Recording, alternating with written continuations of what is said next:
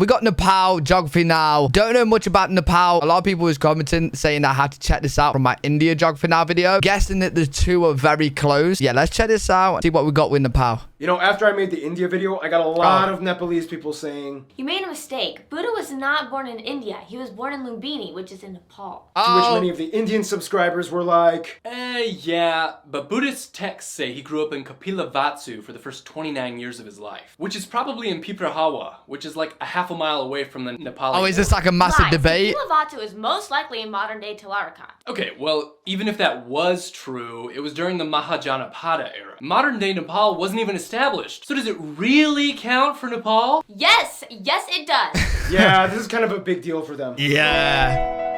Is that like still an ongoing debate between India and Nepal? Hey everybody, I'm your host Barbs. Alright, so what do you know about Nepal? Mount Nothing. Everest, right? Yep, keep going. Oh. Sherpas. Sure. Oh, it's a Mount Everest. Oh, wait, let me move. You can't see the images. Let me move myself down here. Mount Everest is Nepal. Okay, cool. Anything else? Sherpas on Mount Everest. And that's my cue to begin the lesson. Let's look at some maps now, shall we? Nepal is often called the roof of the world. About 75% of the entire country is in the highest mountain chain on Earth. This means they have a very interesting civil layout. First of all, the country is landlocked, located in South Asia, sandwiched right in between India and China, locked away predominantly within the Himalayan mountain range. The country is divided into 7 provinces, only 3 of which have actual names, whereas the remaining 4 are just called province with the corresponding number. Really? Some of these provinces have proposed names, but as of 2019, they are not yet official. What? Do people live there? Because they gave Gandaki a name back in 2018 when it used to be Province 4. Wait, so if 4 is gone now, why don't they just switch 5 to 4? Paperwork is hard. Plus, it might get a new name soon anyway, so why bother? Keep in mind, the province subdivision is relatively new. Up until 2015, they actually had 14 zones, which even though they were displaced, they are still used today for license plates. The capital, Kathmandu, is located in Province 3, although it is not the capital of the province. It's so weird, like, calling this Province 3. It's so weird. The country's largest, busiest, and only international airport is Kathmandu's Tribhuvan International. However, to relieve capacity constraints due to high tourism, work is being done to extend and make 3 more international hubs: Nijgad, Pokhara, and Gautam Buddha Airport. Oh, and keep in mind they have the most dangerous airport in the world at Tenzing Hillary or Lukla Airport, in which the... Bro, that's an airport. Right here! Ain't no way. In no way. Anyone ever says I'm going to that, there's no way. Runway runs off a cliff. So basically, if you don't build up enough momentum and become airborne, you free fall to your death. No joking, it's true. Now here's the thing. Wait, has that ever happened? Nepal has always kind of been like the buffer between the 2 giants, India and China. This in return has been both a blessing and a curse. Blessing in that nobody could really touch them, and therefore they remained one of the few countries that were never colonized. Influenced, yes. Invaded, yes. But colonized, no. This in return has made Nepal's land transport network very unique. Multiple roads enter into Nepal from India and China, but if you want to get to the economic hub Kathmandu, you have to go into the heart of the mountains, and your options are limited only to a few main highways, like the HO2 from Raksao, India, and the HO3, which goes into Jangmujen, Tibet, China. If you look closely in the west, though, you'll find Nepal's only disputed area, the Kalapani territory. Basically, it was a byproduct of the 1962 border war with India and China. Things got messy, and to this day, Nepal claims that the river to the west should be their border, but India claims that the ridgeline to the east should be theirs. Well, for what it's worth, though, there are tons of cool places to check out in case if you decide to visit, such as the Annapurna National History Museum, Narayanati Palace. The city of Pokhara is kind of like the tourism capital. I can't lie, with the surrounding mountains, Nepal looks really yeah, I like this. Kind of like I like the tourism this. capital. The It's island really jungle pretty. resort of Chitwan, the tiger tops and elephant polo field, the toothache tree, What? the island jungle resort of Chitwan, the tiger tops Wait. and elephant polo Wait, they play polo on elephant? That is cool. field, the toothache tree, the aircraft Toothache museum. tree. So many religious sites like these temples, the Rongbuk Monastery, and probably the most notable sites being Lumbini, the birthplace of Buddha, and Buddhanath Stupa. Whew, yeah, lots of things were built and happened here in the mountains. Mountains make a great fortification against outside forces, especially when they are really tall. Yeah, Let's of talk more course. about the mountains, shall we? Now, how can I put this simply? Nepal's physical land makeup is kind of like the share price of Apple's stock in the beginning of the 2000s. You know, it's like... First of all, Nepal is located right at the start of the Himalayan mountains, the tallest range on Earth, Such which a good was way to basically describe formed it. by the Indian tectonic plate smashing into the Eurasian plate. The collision is still occurring to this day, which means that the Himalayas grow about 2.4 inches or 6.1 centimeters every year. This means that every new person to reach the summit temporarily becomes a world record holder. Obviously, you all know the highest point can be found here too, Mount Everest, or Sagarmatha, the tallest mountain in the world, shared with China at nearly 9,000 meters high. Keep in mind, 8 of the 10 tallest mountains in the world are actually found in Nepal as well. Bro, that's actually mental, isn't it? 8 of the 10 most tallest mountains in the world is in Nepal. Also keep in mind, due to the tectonic plate convergence, the country is subject to occasional earthquakes, one of the most well-documented ones being a 7.8 magnitude quake with aftershocks hitting the capital, destroying ancient sites back in 2015. In addition, it triggered an avalanche on Mount Everest, killing 21 people, making it the deadliest day on Mount Everest history. The Himalayas are just one of 3 regions of the country though. Below the Himalayan region lies the Pahad, a lower mountain region in the green zone that generally does not get snow and fosters fertile valleys and rivers. Below this is the final region, the Tarai, the lowest point in Nepal located in the greater Gangetic plain that extends into northern India and Bangladesh. The lowest actual point being Kichana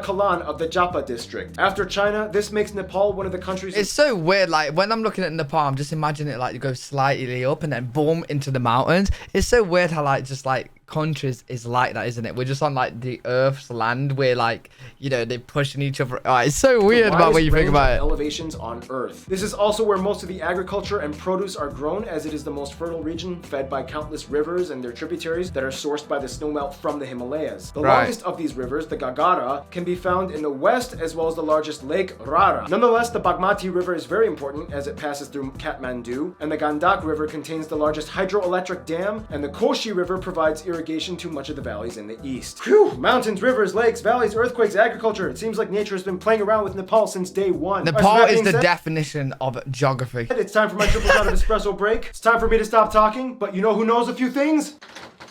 Did somebody say Noah? He's back! Now, Nepal may have a lot of natural beauty, but the problem is they... His t-shirt, bro. I know a few things.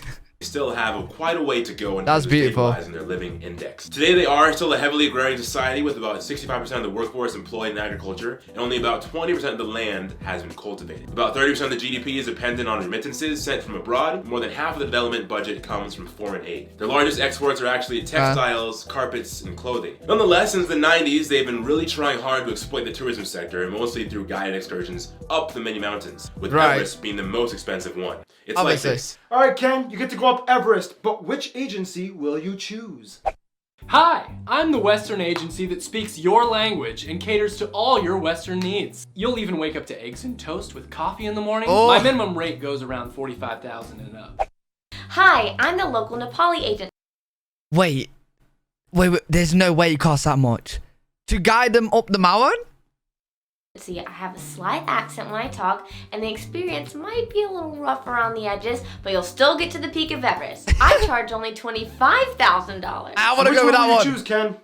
Can I just hire a helicopter for a couple $100s? So far, only one person has ever done that, and it's incredibly dangerous. Besides that, though, about 40% of the country is forested. They have 9 national parks and 3 wildlife reserves. Nonetheless, the national animal is the cow. No surprise, the country is predominantly Hindu, which reveres cows as sacred animals. Many people are either vegetarian or only eat chicken and fish. Speaking of which, food! Now there are many different people groups. No. Listen, if you watch a lot of my Geography Now videos, I am a sucker for like rice, spice. And I'm really hungry as well. I'm always hungry. You guys already know I'm always hungry. That have their own cuisines in Nepal, and they come in all different colors and tastes. Some of the top dishes you guys, the Geography suggested, include things like dindo, gundruk, dal bhat takari, kali kanaset, choila, kachila, chatumari, Nepali-style pani puri, alu chana. I don't know what any of this is, but it is good. Almost all of you mentioned momo dumplings. Now these dishes I just mentioned came from the cuisines of the many different people groups you can find here. Nepal is just not Nepal without its people. Which brings us to... Thank you, Noah. Follow him on Instagram. I know a few things. So you tried to film without Noah last episode, huh? Sorry, Noah. I must apologize. Now, one thing many people don't seem to know too well is that Nepal is actually a very diverse nation with over 120 ethno-linguistic people groups. First of all, the country has about 30 million people and about 2 million absentee citizens working abroad, mostly male laborers in the Middle East. Of these ethnic groups, the largest one at about 17% are the Chetri, followed by about 12% Brahmin Hill peoples, the Magar at 7%, Taru at an additional 7%, and the rest are made up of the various 121 other people groups. Yeah, I know Nepal was like a lot smaller than like India and China, but you know, since it was like they're wedged in between India and China, and India's got a population of over 1 billion and China's got a population of over 1 billion, I thought Nepal would have like a few 100 million. I know it's small though. So yeah, 30 million is probably still like quite a lot for Nepal. The Nepali rupee, yeah, I just thought it'd be crazy. Which is pegged to the Indian rupee. They use A lot type more. C, D, and M pluck outlets, and they drive on the left side of the road. Now, linguistically, how does a country unify 125 different ethno-linguistic people groups? Well, for one, the official language of Nepal is Nepali, a cousin of Hindi, natively spoken by about 45% of the population. To simplify things, though, English is sort of used as like a lingua franca in government offices, businesses, and also within the a little bit like India then. Scientific community. Now, here's the thing. As mentioned before, the majority of Nepal at about 80 So like, if you speak English, you can pretty much communicate with most of the people in Nepal, and pretty much the same with India as well. of the country identifies as Hindu. Nonetheless, even though it's a minority religion at about 10%, Nepal takes Buddhism very seriously. It kind of started here. Now, of course, since there are so many makes different people sense. groups, there isn't really one universal Nepalese culture. In general, though, most of them can be divided into 7 family groups that cluster into certain regions. You have the mountainous Bhotia, Sherpa, and Takali peoples, way up in the northern Himalayan zones. Yes, this is where the word Sherpa comes from. Then you have the Gurung peoples, whom are kind of like the famous bodyguards of Nepal. Many Gurung are Gurkhas and elite. Oh, wait. Are Gurkhas from Nepal? Oh, shit. I know about Gurkhas because I'm pretty sure Gurkhas have a ties to England. Like we hired them or something like that. The Gurung peoples, whom are we have our own I don't know. bodyguards of Nepal. Many Gurung are Gurkhas and actually no. Wait, yeah, they do have a British. Yeah, I think they do have some sort of ties to England. I'm not too sure though, but I know they're badasses, man. Like you don't want to mess with a Gurkha. You really don't. You don't want to mess with a Gurkha. Today, a couple thousand actually work for the British military.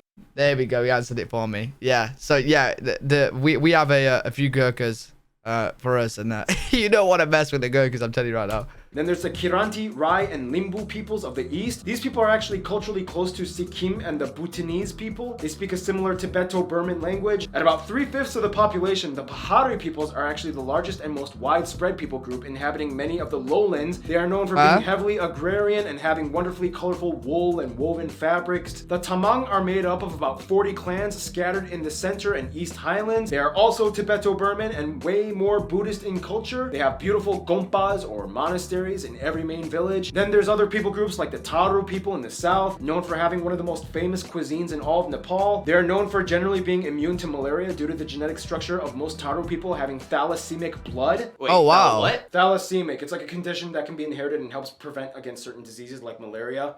So is this going to be like a new segment like in the Namibia episode where I ask what the definition is and you explain what it is? Possibly, yes. And finally, even though they make up only about 5% of the population, the one group that is kind of regarded as like the originals of Nepali national identity might be considered the Newar peoples. Found in pockets all over, mostly in cities, they are known for being the most politically, economically, and socially advanced community in Nepal. In a nutshell with culture though, in the shortest way I can put it, you kind of see like this interesting Indian-Tibetan influence fusion with Nepal. And here's Random Hannah to explain. Amongst all these groups, certain traditions are shared universally, and most are either rooted in Hinduism or Buddhism or both. The Himalayas are in themselves considered the abode of Lord Shiva, and the Hindu god plays a huge role here. Many Nepalese follow a deep-rooted tantric tradition of Hinduism or Buddhism, which allows 5 animals for ritual sacrifice. Every town has a jatra, or celebration of main god or goddess, usually followed with a procession of the statue around the town. The 15-day-long festival of Dashin is celebrated by everyone in the country. It's a huge deal. Many of you have also mentioned the Kumari, little girls that are worshipped as living goddesses until they hit puberty and the Kumari changes. And like many other South Asian countries, marriages are usually arranged and celebrated. Is that right there? Is that like all young girls, or is that just specific? So like the chosen young girls? day-long festival of Dashin is celebrated by everyone in the country. It's a huge deal. Many of you have also mentioned the Kumari, little girls that are worshipped as living goddesses until they hit puberty and the Kumari changes. And like many other South Asian countries, marriages are usually arranged and celebrated with lavish, colorful weddings. And speaking of which, that brings us to history. Thank you, Hannah. I'll take it from here. In the quickest way I can put it, Kathmandu Valley Neolithic Age. Early records of Nepal mentioned in the Vedic Hindu texts. Kirati King period. Clans and small kingdoms period. This prince guy becomes a big shot. Vassal states under these empires. Malla Kingdom state period. This dude pieced it all together in what would become modern day Nepal. Anglo-Nepali War. Treaty of Sugali. Caught massacre. Slavery abolished in 1924. Years of drama between the royals and the democratic experiments. Massacre in the royal palace. New inherited king steps down, ending Nepal's title as the last Hindu kingdom in the world. Unified Communist Party wins most seats in the assembly elections. Earthquake. First female president voted in. And here we are today. Cool. Now keep in mind, although the ruling party is called the Communist Party, and they do hold Marxist-Leninist tenets in their policy outlook, the country is not classified as a communist country, at least in the traditional unilateral sense, but rather a parliamentary republic in which the parliament has power over the head of state. Even though the parliament is predominantly part of the Communist Party, but yeah, still, it is the only country with a communist majority that is not categorically communist. Weird. Anyway, here's some famous people from Nepal. Historical figures like I can't like that flew over my head because I'm not very good with politics. I'm not gonna lie. Categorically communist. Weird. Anyway, here's some famous people from Nepal. Historical figures like Amshu Verma, Princess Brikuti, Sankadar Sakwa, Araniko, Bahadur Shah. Contemporary figures like Bhimsen Thapa, Lakshmi Prasad Devkota, Jamaki Miri, Amrita Acharya, Tenzing Norgay, Gopal Prasad, Anil Gurung, Gaurika Singh, Dachiri Sherpa, Sandeep Lamichhane, Prabal Gurung, Chandra Bahadur Dangi, David Lama, Sandeep Lamichhane, Prabal Gurung, Chandra Bahadur. What short is wait, how short was he? Does it say?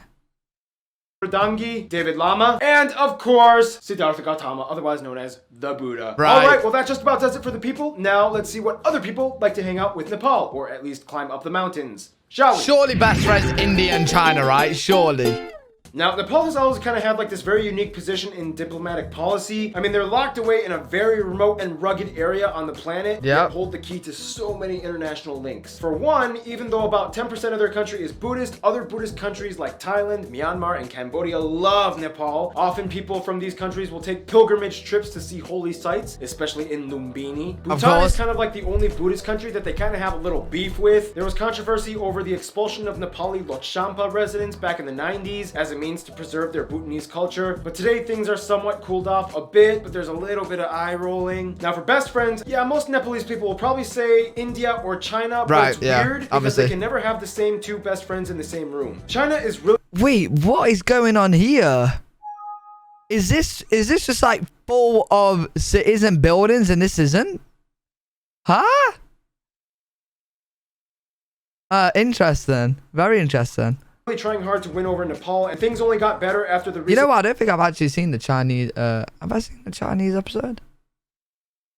I'm not too sure. Communist Party took over. I don't think I have. The kingdom rule. Traditionally, Nepal has always had close ties and trade with Tibet. Chinese people love Nepalese art and architecture. Tourists flock over in droves, and China has been heavily investing in Nepal's transport sector with more roadways and even a train line connecting Lhasa to Kathmandu, making it one of the biggest potential engineering project endeavors the country has ever seen. For India, most people will say, we love Indians, but we hate their government. Most foreign activity and trade comes through India, and most people can understand Hindi. They love Bollywood films, and the shared link through Hinduism has always kept these two very close. Nonetheless, India knows that Nepal depends greatly on them, and sometimes when things get a little messy, they initiate economic blockades, which anger them. Usually when this happens, Nepal cozies up with China a little bit more, in which India notices, and they're like, babe, I'm sorry, come back to me, I was just kidding. Nonetheless, when those two giants are bickering, Nepal kind of likes to run away off to the side and have a secret Romeo and Juliet kind of thing going on with Bangladesh. Many times when they want to go to the ocean, instead of using India's Kolkata port, they'll opt for Chittagong. Many Nepalese students study here, and the two have signed a 4-point agreement on technical cooperation, trade, transit, and civil aviation. Nepal even agreed to provide Bangladesh with substantial energy from hydropower. It's a unique, quite interesting alliance that has only blossomed over the years. In conclusion, with Nepal, you get a mountainous, Hindu, Buddhist, unexpectedly kind of communist nation